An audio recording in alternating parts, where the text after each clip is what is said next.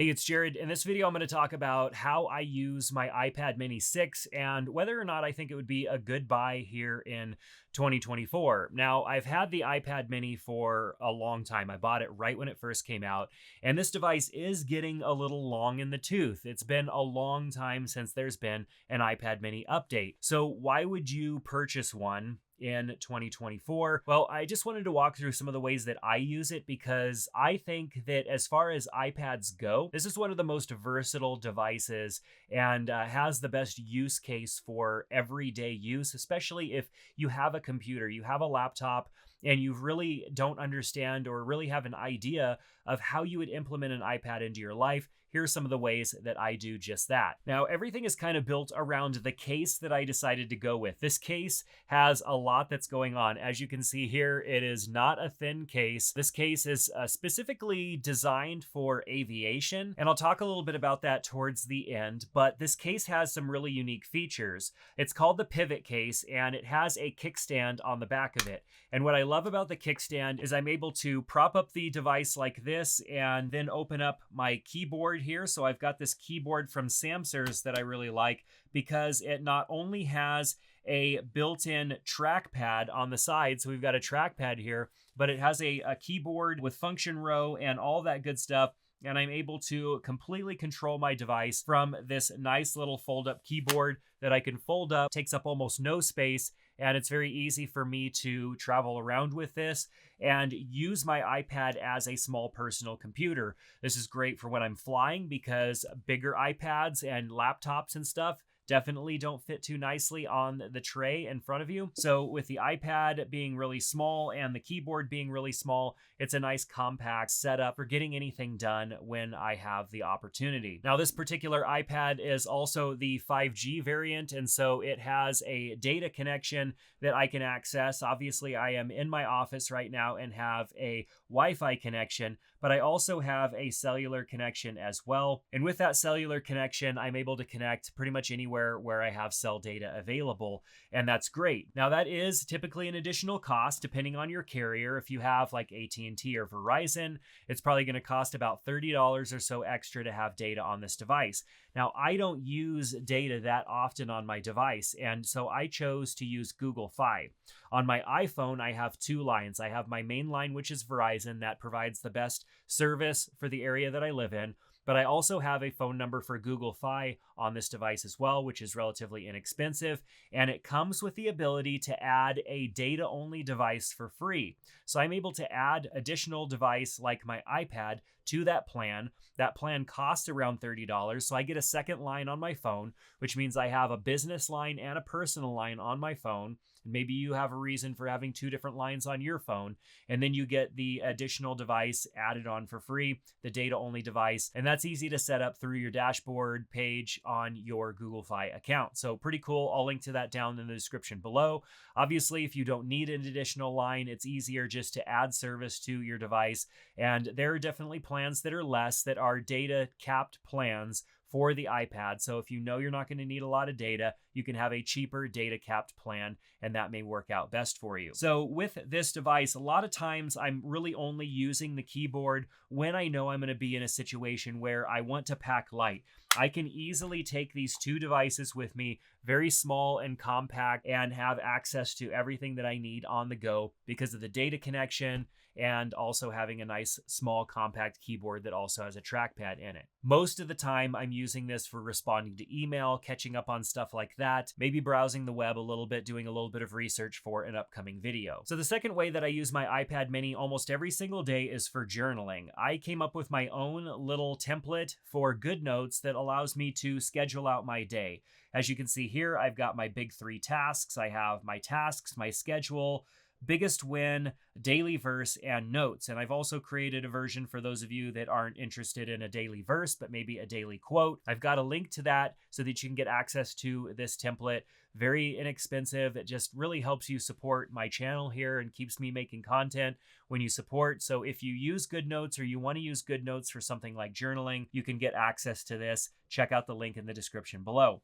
But what this allows me to do is create these daily pages where I can come in here and I can add new tasks. So I can add the iPad mini video to this. And then when I'm done, I can check that off. And this works just like a paper journal. The problem though with a paper journal is that you have to carry it with you everywhere you go. And I don't even have to bring my iPad. I could bring my iPhone and have the Good Notes app on my iPhone, and I can check things off and see my schedule and my journal as well from the iPhone, and maybe even use my finger to check some things off and stuff like that. Definitely a better experience on the iPad. But what's great is that I have multiple pages here. I also have a weekly review page, and so this is what the weekly review looks like. It allows you to log your wins, losses, takeaways, and your next steps. And then I also have a monthly planner as well. And so we could set our goals for the month, list our projects, opportunities that are coming up, and important dates that we want to remember. So for me, this is my digital planner, and I do go back and forth sometimes using the digital version, and then sometimes I just want that pen and paper experience, and I'll go back to an original journal.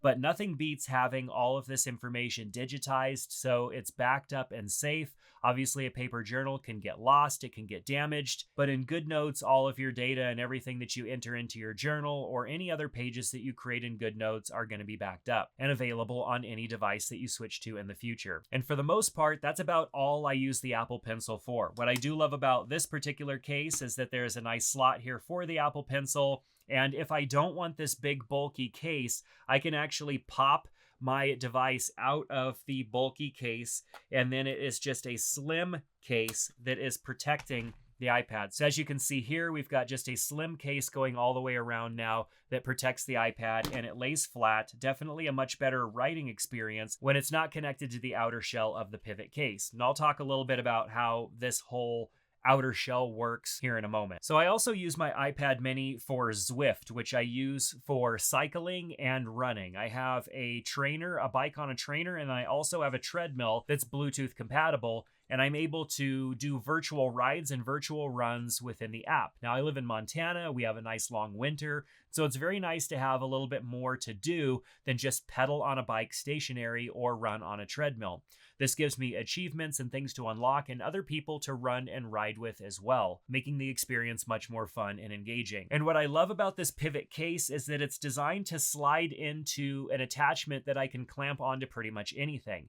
And so whether I take my pivot case and my iPad mini 6 over to the treadmill, or I take it in my truck, I can just simply slide this in and out and disconnect it right here. So not only is this comfortable to hold because of the molded kind of positions here for your hands, but it also has the kickstand, and it also allows for you to slide this in and attach it to pretty much anything, which means that you can use this as a display, you can use this pretty much anything, and I'll talk about one other way that I use it towards the end of this video. Now, an iPad mini is also a great content device as well. If I open up the device and I go in and open up YouTube, I think YouTube is just a great experience on this size of a device. So as I open up the iPad, I can open up any sort of content and expand it out and view content, and it's definitely a nice viewing screen size. This is very comfortable for me to hold. Actually, with the pivot case on it, it's comfortable to hold one-handed, and I could just kind of grab on the edge here and hold the device. It's not so heavy that it becomes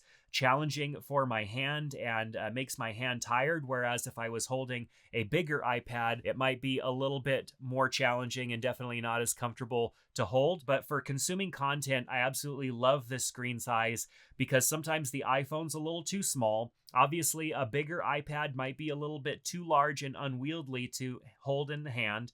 Definitely, if you're laying in bed or relaxing, you're going to be holding your iPad, and a bigger iPad can become a little bit challenging. So I found that this iPad mini is the perfect size for content consumption. Now, these last two are definitely very specific to hobbies of mine. I am learning to play the drums, and so using the Drumeo app, I'm able to mount my iPad right above the drum so that I can see notes, do tutorials and stuff like that, and play along with others so that I can improve on drumming and becoming a better drummer. The iPad mini is the perfect size for that because a bigger iPad is definitely harder to mount. This pivot case, I could just simply slide it right into the attachment and it's there. It's the perfect size for seeing the notes and everything that I need while I'm playing the drums. Lastly, I have my private pilot's license and I like to fly airplanes. And using the ForeFlight app on this device, I'm able to get access to pretty much everything that I need for flying, everything from information and weather to navigation Aviation, and the iPad mini 6 is the perfect size for that. It fits in the cockpit nicely, it doesn't get in the way of anything else that I have going on, and I have all the information and everything that I need right on the device. So as you can see, I use my iPad mini 6 for a lot of things. Even though this device started shipping over 1,000 days ago, that seems awfully old for an Apple device. And so when will Apple probably update the iPad mini 6 to the iPad mini 7? Well, that's likely going to happen in early 2025. And so we're looking at not quite a full year from the time that I'm putting this video together until the next version will come out. There is a chance that they could put one out in the fall, but it seems that every other release is either in October or in March. And it's looking like if they stick to that, that the next release of the iPad mini will come in March, probably not in October. And so if you really feel like a device like this can provide a lot of utility to your life, you'll get a lot of use out of it between now and then. And it's definitely powerful enough to handle most of the things that you're going to throw at it. The app 4Flight that I use for aviation is a lot. That app is a lot. It has many things going on, and that app runs so well in this device. Even though the chipset in the iPad mini is a little bit of an older generation now, it still performs so well. The iPad mini 6 will continue to get updates for a long time, and so you don't have anything to worry about there. Knowing that there probably won't be another iPad mini until March of next year, and also knowing that they'll probably stick to the phone chipset as opposed to moving to an M3, M4, or even M5 chipset in such a small device, I feel that the iPad mini 6 is going to perform really well for at least the next 4 or 5 years. And I can confidently say that because I know people using the previous version of the iPad mini who still enjoy the experience of that device. They're using the same aviation apps and haven't really noticed any challenges utilizing those apps on a device that is that old. So if you want to pick up an iPad mini, check out the links in the description below. I've got 2 different options for you there so you can find the best price available. I also have a link to this particular case. You don't have to be a pilot to use this case. This case is amazing, and it allows me to mount my iPad in my truck, which I can use as a Bluetooth device and control music and use it for maps and all of that stuff in my truck. I can use it at my drum set. I can use it in the airplane. I can use it as a content creation device or as a simple journal. It is such a versatile device, probably the most versatile piece of personal tech that I have. And the only thing that I recommend that you add to the device if you're going to do any sort of writing is a screen protector that provides you with a better writing experience. While those types of screen protectors do cut down a little bit on the vibrance of the screen, and as you can see, maybe from some of the angles here, you might be able to see that there are definitely some scuff marks from the heavy usage of the screen protector. I know that I'm protecting my screen and not scuffing it up and scratching it. I'm keeping it safe. It's also providing me with a better writing experience that feels a little bit more natural for the Apple Pencil, gives it more of that paper feel. I'll link to a couple of them that I've tested and used and can recommend down in the description below. But that's going to do it for this video. If you found it useful, give it a thumbs up, subscribe to the channel, don't forget to check out those links in the description, and I hope to see you back in another video soon. Take care.